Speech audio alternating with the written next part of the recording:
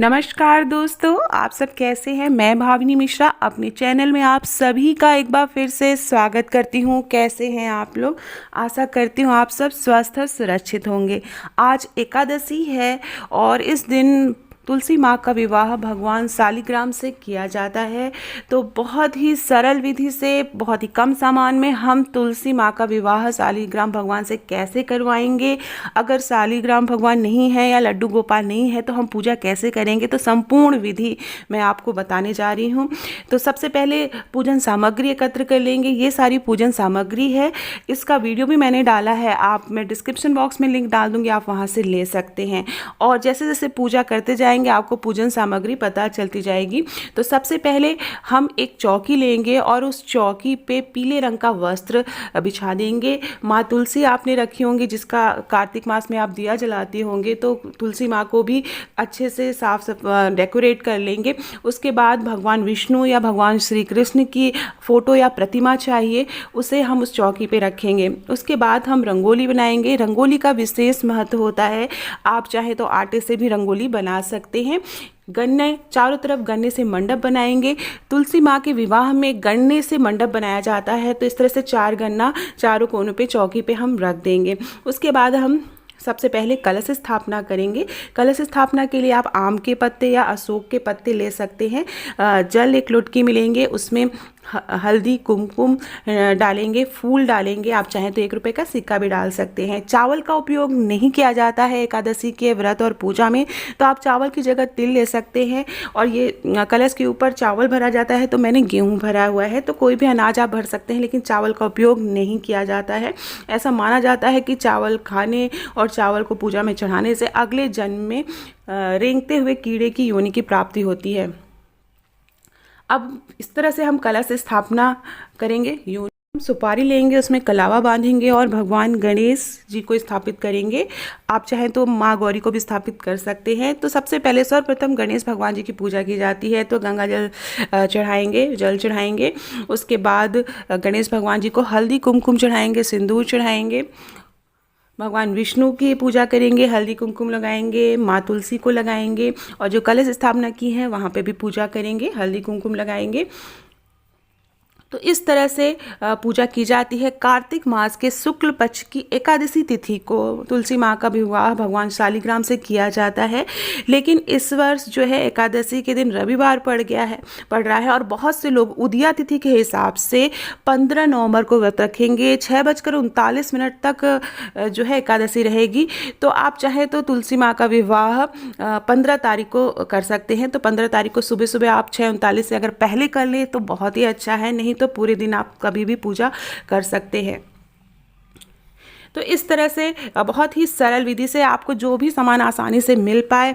बहुत से लोगों के घर में शालिग्राम भगवान और लड्डू गोपाल नहीं होते हैं, क्योंकि बहुत ही ज़्यादा साफ सफाई और विधि विधान से पूजा करनी होती है। तो आप इस तरह से सरल विधि से आप पूजा कर सकते हैं। अगर आपके पास भगवान विष्णु या भगवान कृष्ण की फ़ोटो नहीं है, तो आप सिंपल आप माँ तुलसी को श्रृंगार का सामान चढ़ा दें, हल्दी कुमकुम और सिंदूर चढ़ा दें, दिया जला दें, और इस तरह से भी आप पूजा कर सकते हैं। एकादशी के दिन तुलसी विवाह कर सकते हैं। तो इस तरह से चारों तरफ गन्ने का मंडप बनाने का जो है बहुत ही ज़्यादा महत्व होता है। उसके बाद जो है फूल माला चढ़ाएंगे, माँ तुलसी को चढ़ाएंगे, जहाँ पे आपने कलश स्थापना की वहाँ चढ़ाएंगे। भगवान गणेश जी को चढ़ाएंगे, भगवान गणेश जी को हल्दी चढ़ाएंगे, हल्दी की गांठ होती है वो चढ़ाएंगे। चावल के अक्षत का उपयोग नहीं किया जाता है, इसलिए आप तिल का अक्षत का प्रयोग कर सकते हैं। सफ़ेद तिल को अक्षत के रूप में लेके भगवान विष्णु को चढ़ाया जाता है। उसके बाद कलश के ऊपर दीपक जलाएंगे और सामने दीपक जला के रखेंगे। दीपक जो है आप घी का दीपक या तिल के तेल का दीपक जला सकते हैं।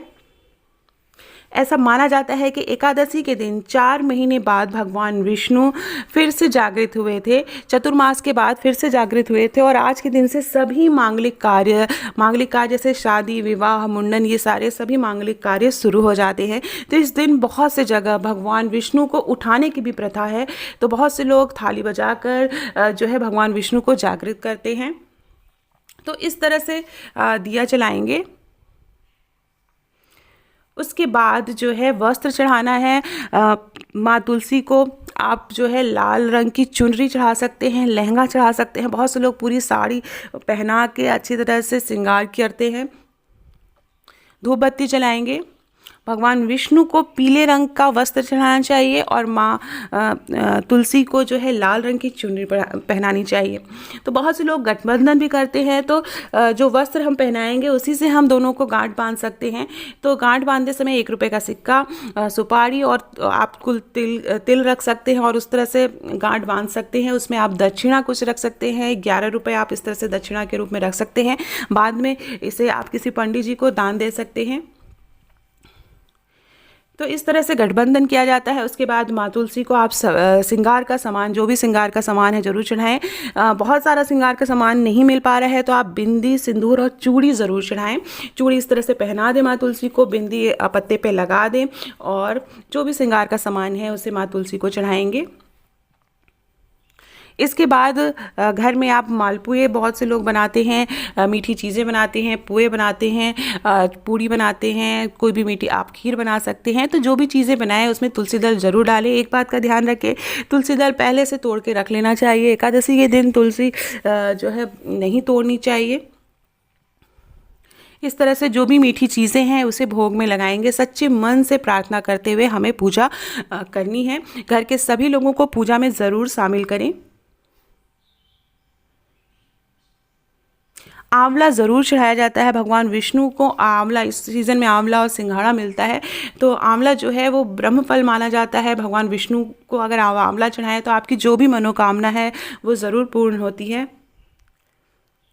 दिया जलाएंगे। तो इसके बाद ये सारी चीज़ें चढ़ाने के बाद तुलसी माँ की कथा सुनेंगे। तुलसी माँ की जो कहानी है कि कैसे भगवान शालिग्राम का विवाह तुलसी माँ से हुआ था, वो व्रत कथा पढ़ेंगे। उसके बाद भगवान गणेश, भगवान विष्णु और माँ तुलसी की हम आरती पढ़ेंगे। क्षमा प्रार्थना करेंगे कि कोई भी भूल चूक हुई हो तो हमें माफ़ करे माता। और इस तरह से तुलसी विवाह किया जाता है। अगले वीडियो में मैं आपसे बताऊंगी कि जो सारे सामान हमने चढ़ाया है उसका क्या करेंगे, चौकी कब हटाएंगे, माँ तुलसी को किसे दान करना है, क्योंकि पूर्णिमा के दिन जो है तुलसी माँ की विदाई की जाती है। तो पूर्णिमा के दिन भी विधि विधान से तुलसी माँ का पूजा बहुत से लोग करते हैं। तो इस तरह से हम पूजा जो है करेंगे। और एक बात का ध्यान रखना है, अगर आपने कार्तिक मास में अगर अभी तक आपने दिया नहीं जलाया है तो 5 दिन तक तुलसी माँ को दिया ज़रूर जलाएं। एकादशी से लेकर पूर्णिमा तक आप दिया जलाएंगे तो पूरे महीने में जो दिया जलाते हैं उसके बराबर पुण्य के फल की प्राप्ति होती है। तो आशा करती हूँ आपको वीडियो पसंद आया होगा। कोई भी क्वेश्चन हो तो आप कमेंट बॉक्स में ज़रूर पूछ सकते हैं। तो चलिए प्रेम से बोलिए ओम नमो भगवते वासुदेवाय। आप अगर मेरे चैनल पर नए हैं तो मेरे चैनल को प्लीज़ सब्सक्राइब कर लीजिए। यहाँ पे सब्सक्राइब करेंगे, रेड बटन आएगा, रेड बटन पे क्लिक करेंगे, बेल आएगी, बेल पे ऑल पे क्लिक करना है ताकि सारे वीडियो के नोटिफिकेशन आप तक पहुँच सकें। वीडियो पसंद आए तो तुलसी पूजा की विधि अपने दोस्तों के बीच में आप व्हाट्सएप और फेसबुक पे शेयर कर सकते हैं। और बहुत बहुत धन्यवाद ये वीडियो देखने के लिए। आप सभी को एकादशी पर्व की बहुत बहुत शुभकामनाएं।